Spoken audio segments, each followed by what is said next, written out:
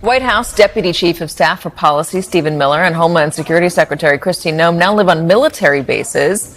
They are among at least 6 senior Trump administration appointees to do so in the Washington area, leaving them both isolated from the Capitol they help govern and sheltered from political violence, but also protest.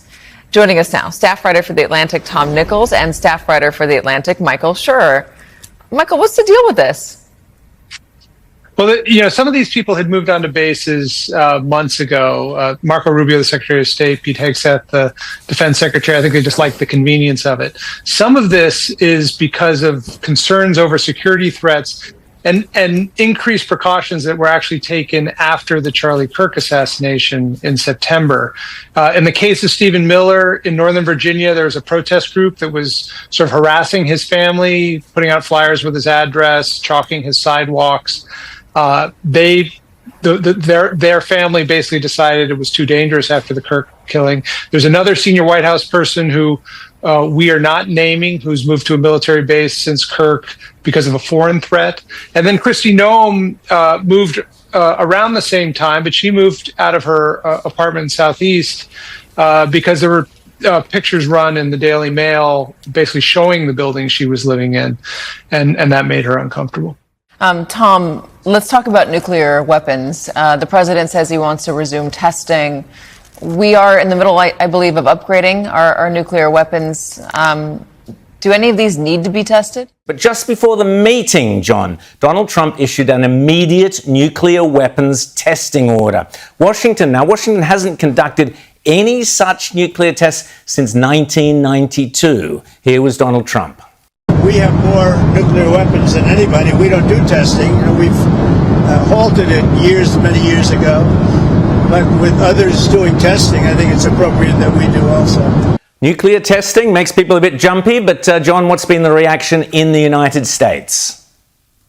Well, as usual with things Trump, it's been hysterical. The liberal press makes it sound like World War III is about to break out, and it's all Trump's fault. What's going on here is that the Russians announced the successful test of a nuclear cruise missile and also a nuclear torpedo. So they've walked away from the moratorium on nuclear testing that every country has recognized, I think, for more than 30 years. And so Trump is now responding to that.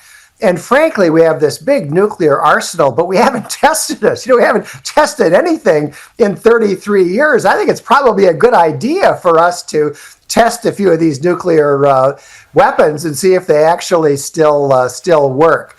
That's easier said than done. It's going to take some time to set up a test. We'll see how far this actually goes. But personally, I think it would be a good thing if Trump does follow through. It'll be fascinating where these tests take place is always the one that seems to drive everyone crazy. But if there's one thing the left hate or fear even more than nuclear testing, John, it has to be Donald Trump running for a third term. And he keeps waving this threat at them. Have a listen. I have my highest poll numbers that I've ever had. And, based on what I read, I guess I'm not allowed to run. So we'll see what happens. John says you're trolling when you talk about a third term. Well, I don't think he said that. I don't think he'd use that term. But it's a very interesting thing. I have the best numbers for any president in many years. Any president, and I would say that if you read it, it's pretty clear. I'm not allowed to run. It's too bad. I've been stupid. But we have a lot of great people. So, John, is this just a clever way of kind of not being a lame duck president, which is great, or is there more to it? All right, earlier tonight on Truth Social, President Trump announced that he has ordered the Department of War to start once again testing nuclear weapons and wants that process to begin immediately. He said the new testing program is in response to other nations testing their weapons. Here with a lot more on that as we await the start of this historic sit-down between the president and President Xi of China. We have Senator Tom Cotton of Arkansas with us. Senator, good to have you. I can go back. I'll read the entire statement because I think it's deep and I think it's profound and I think it's important. And I think it really is a moment that we better pay very close attention to. And as blunt as the president was, he was blunt here. The U.S. has more nuclear weapons than any other country. This was accomplished, including a complete update and renovation of existing weapons during my first term in office. Because of the tremendous destructive power, I hated to do it, but had no choice. Russia is second. China is a distant third, but will be even within 5 years. Because of other countries' testing programs, I have instructed the Department of War to start testing our nuclear weapons on an equal basis. That process begins immediately. Thank you for your attention to this matter. Your take on that? Well, Sean, I think President Trump is once again reflecting sentiment that President Reagan had in the 1980s. They both regretted the necessity of nuclear weapons.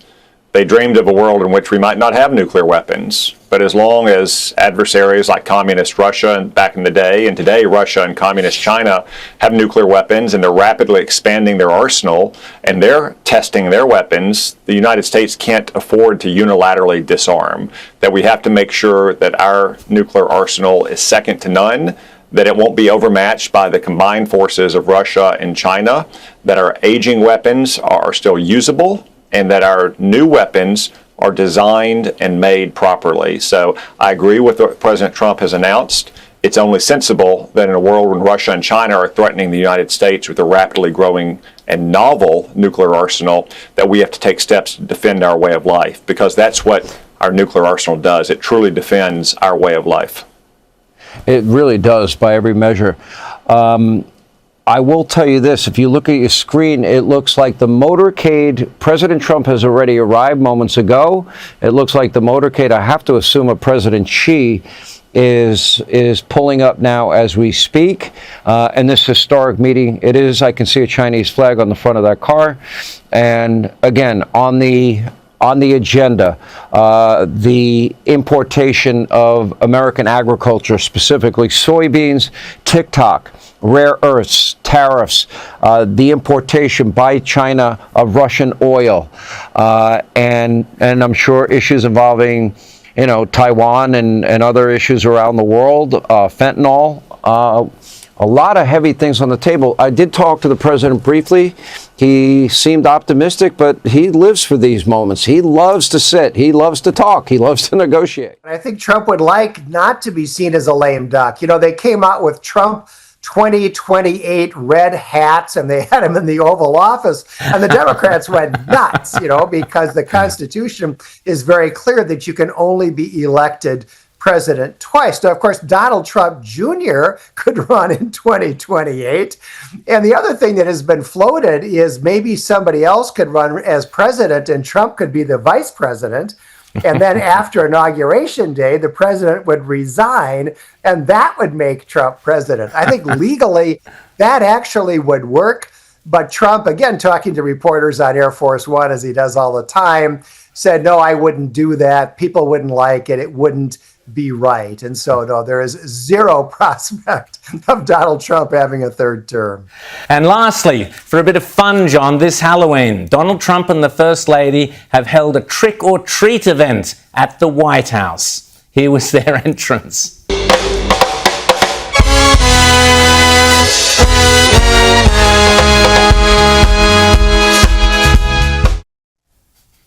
John, he's the greatest performer of all time. What do you think?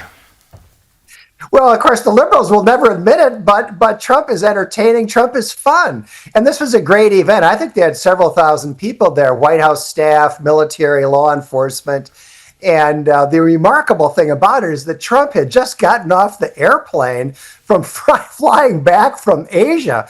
The man is just inhuman. Anybody else would be fast asleep.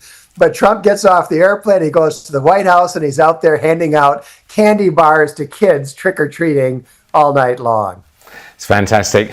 What an extraordinary president. What an extraordinary time we are living through. John Heinderreker.